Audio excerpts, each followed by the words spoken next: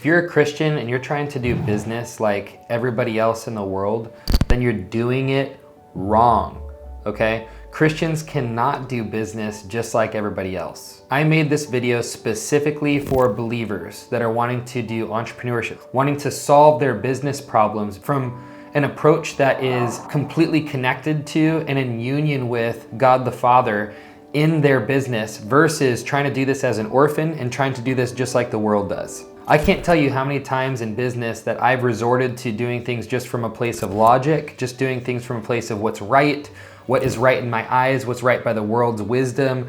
And it's gotten me into trouble so many different times. I've lost my soul. There's that moment in scripture where Jesus says, do you want to gain the whole world but lose your soul? I've experienced different fractures to my soul in moments in business when I've made decisions out of worldly or man's logic and wisdom versus doing things from a place of God's wisdom and from a place of connection to Him in the midst of decision making. I think there are so many times that we are faced with challenges and struggles, specifically in entrepreneurship or in life, honestly, where we're constantly making decisions from this place of believing that we're actually deeply alone. There is nothing worse than facing huge high-stakes challenges, whether it's medical, whether it's experiencing challenges with income, experiencing challenges in our families, big relational challenges, also experiencing them while feeling deeply alone, feeling like you have to do it all yourself, feeling like there's no other resource of love or compassion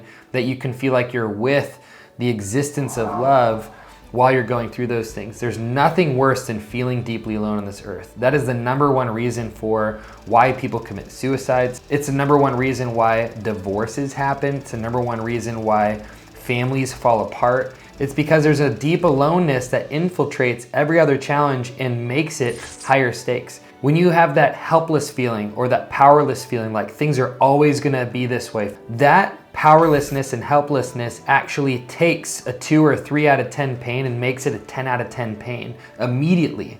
And so in this, I actually want to break down how you need to process things differently if you're a believer going into business or if you're a believer in business right now.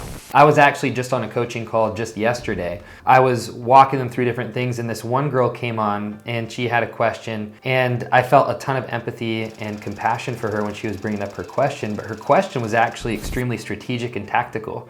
She was saying, hey, I feel incredibly stuck in business. I've had several 6-figure launches. I've taught people how to start YouTube channels and podcasts, and she had this business where she's helped lead a bunch of people and had some fair amount of success. But she said, recently, I've really struggled and felt stuck and have not had many people signing up for anything. But what she was asking for was a 30 to 45 day plan for getting leads and structuring a launch and sales process so that she can bring in a bunch of new income because she really needs new income. And when she shared everything, I was like, hey, can I be real with you for a moment?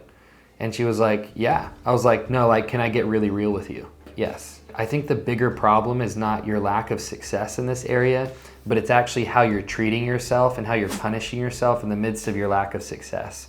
One of the things that I felt really sad about when you were sharing was how much self-hatred, self-criticism, and accusation you've partnered with over yourself. And it sounds like you're withholding love from yourself until you actually find this type of success in the business that you're trying to build. It sounds like you're actually dangling love in front of yourself like a carrot, holding it in front of you, waiting until you find the success before you give it to yourself. I was like, that's really sad. Unfortunately, your heart is probably desperately craving love from the Father right now, but you're the one holding out a stiff arm to His love because you're saying, I'm not allowing it until the conditions are right within your world. And I was like, it's especially sad when I'm imagining you're probably doing the best that you know how right now. Is that true? And she was like, yeah, and she started crying and we had this really great moment, but we really unpacked that she was orphaning herself. She was actually moving into all of this business stuff, just demanding that she gets the right tactic, strategy, process to solve this problem. But when you're triggered in a moment like that, triggers mean that you are flashing back emotionally to a past experience of emotion. So for her, she had a really painful experience in childhood that left her feeling deeply alone at a really young age. She was essentially a scared 5-year-old girl making decisions in business. Like, how well do you think a scared 5-year-old girl is going to make business strategic decisions? Probably not well, right? And so I was telling her, you need to be able to connect with love and compassion and get healing for your heart before you can step into making big girl decisions like this in business. And so your heart is actually the most important and vital thing right now in this moment. And so often as business owners, entrepreneurs, and honestly people in life, we make all of these things so big and important in our lives when it's not the most important thing. Like if we ask God, I can't tell you how many people pray and ask God for direction every time they come to prayer with him, when he's like, I actually care way more about connection with you than I do about the direction of your life. The only reason God cares about the direction of our lives is because he wants those directions to bring us into closer understanding of ourselves and of him so that we can have deeper intimacy and connection with him, because that's what it's all about. The gospel is about him actually bringing his kids together to be in union with him as a father. It said in Colossians that we were alienated from God in the darkness of our own minds. He came to solve that problem by showing and revealing the nature of Jesus on the cross and healing our broken understanding of God's nature. He came to eradicate our addiction to rules in place of being fathered in connection by him. Okay, I can get on a soapbox all day about this stuff, but another thing that I experienced in my life that I was confronted with this thing was that you guys have heard the story about how I'd lost all this money in business and was really scared, trying to figure out how to make the right decisions. And I talked to you about the codependency that I felt with my team and my employees and how I had to work through that.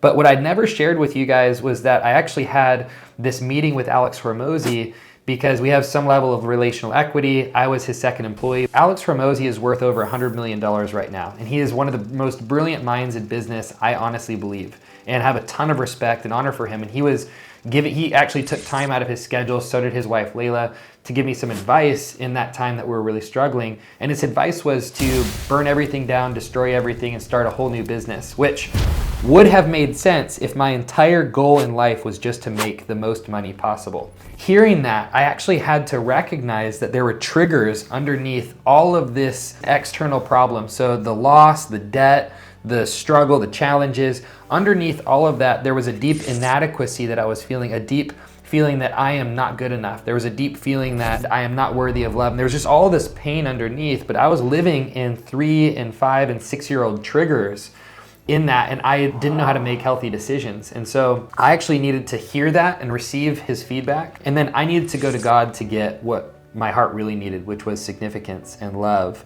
And I needed to know that even in my worst, when I felt like a failure in business, that God didn't see me as a failure, that God actually saw me as his son, that I got to feel loved and comforted in the midst of my worst. I got to bring the vulnerability of my truths that I believed about myself, of how insignificant, invaluable, and stupid I thought that I was, how much of a failure I believed I was. I got to receive identity from God and find healing for my heart, and then go to make strategic decisions for my business.